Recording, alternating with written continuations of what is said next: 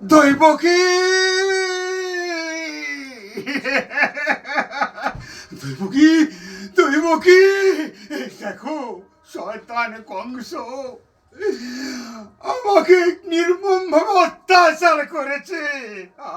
আর গায়ে চাবুকে চাবুকে সে ক্ষত বিক্ষত করে দিয়েছে।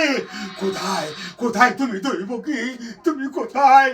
আমাদেরকে চিরদিন এই অন্ধকার কারাগারে কাটাতে হবে। শয়তান কংস একটা একটা করে আমাদের ছয়টা সন্তানকে হত্যা করেছে।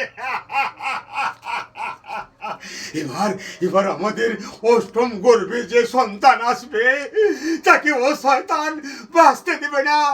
দৈবকী, তুমি কি তুমি আমার কথা শুনতে পাচ্ছ?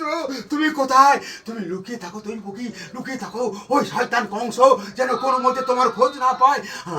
আমাদের আমাদের অষ্টম সন্তানকে আমাদের বাঁচাতেই হবে।